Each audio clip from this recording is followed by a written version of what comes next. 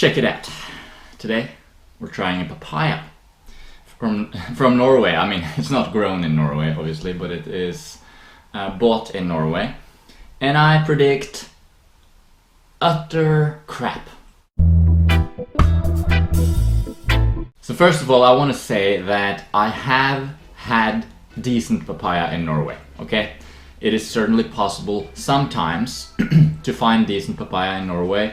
Of course, you gotta be willing to pay like 80 kroners per kilo, which is like $10 per kilo, which I'm not willing to do that. And even then, the quality is not very good. And I'm speaking from experience. I mean, I've been in the tropics, I've eaten a lot of papaya, some of the best papaya in the world, and Norway just doesn't cut it. Now, I want to show you guys this papaya because the reason I want to make this video is because the fruit here in Norway really sucks, okay? The imported fruit, mostly. And even though some people say, that's fine, I'm cool in Norway, no problem, I'll eat the fruit there. Well, that's fine. But for me, that's not how I roll. Not saying they would eat this papaya though, but look at this.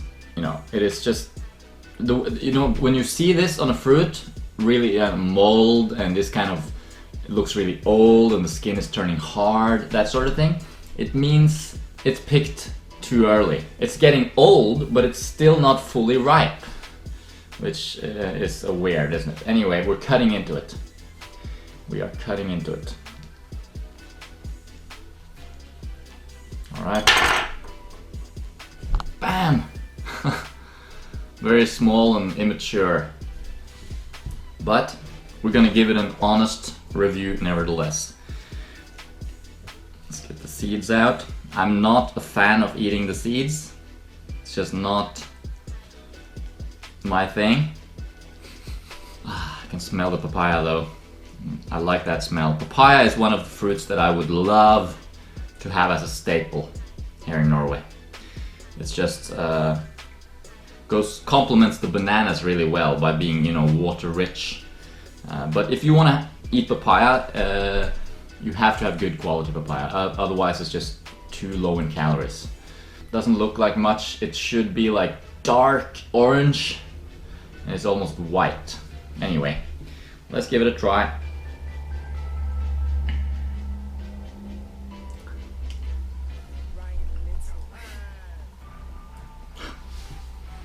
Well, what can I say? Not very tasty.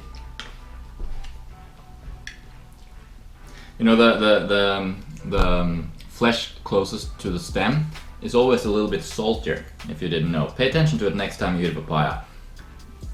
Notice that the flesh at the very stem end of it is a little bit saltier.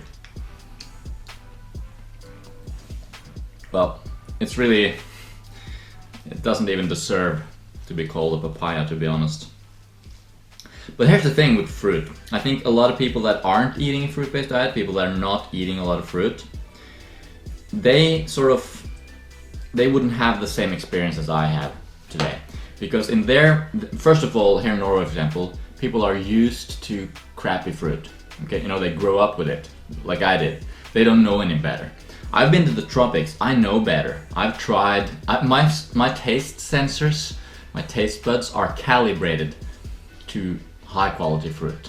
So whenever I taste low quality fruit, it's just like, what is this, But for a Norwegian person who hasn't been to the tropics, don't know much about fruit, and eat a standard diet, they might still appreciate this. And why? Well, because it's fresh, Fruit, compared to something like bread, this is refreshing, right? It's water rich. It's sweet-ish. It should be super sweet, but this is sort of just a tad sweet, and it's kind of like a refresher,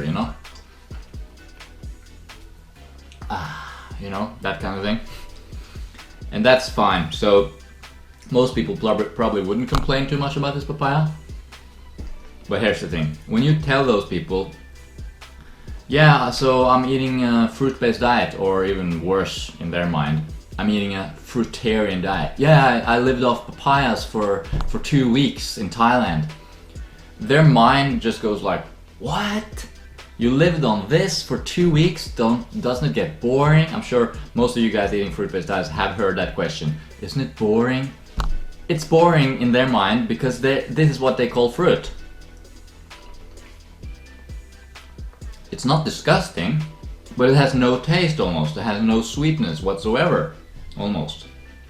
So in their minds, you're eating this for 2 weeks.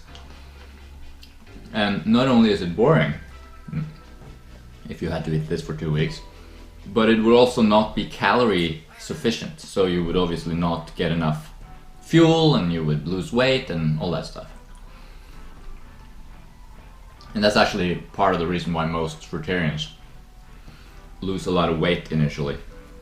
And some people are never able to sort of manage their weight on fruitarian diet because they just don't understand the principle of calorie sufficiency.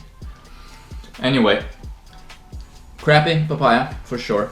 And as I said, it's not really a representative because there are good papayas in Norway sometimes, but they're really expensive. But typically the fruit in Norway is kind of like this. It's just like tasteless, no sweetness, and you're just not getting your calories and you're just not getting your satisfaction, and it's just not that enjoyable unless you're eating a standard diet and you're just looking for something fresh, right? That's why a lot of people love apples, right? They eat this dry, salty, dense diet, and then they want something fresh, they have an apple.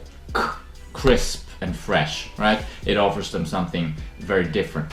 But if you're trying to live on fruit, if you're trying to subsist on fruit, you need it to be delivering in terms of calories and nutrients and all that stuff. So that's why I eat a lot of bananas. As you can see, well, actually my banana stash is really small right now because most of my bananas are in the bathroom where it's a little bit warmer. I'm trying to ripen them up quicker.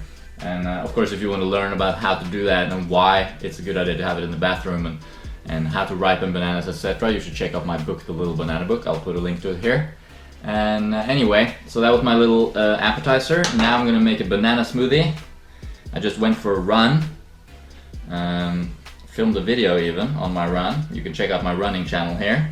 And now I'm gonna eat because I'm hungry. All right. Thanks for watching. Let me know if you eat papayas like this, or if you have good papayas maybe even. Thanks for watching. See you around.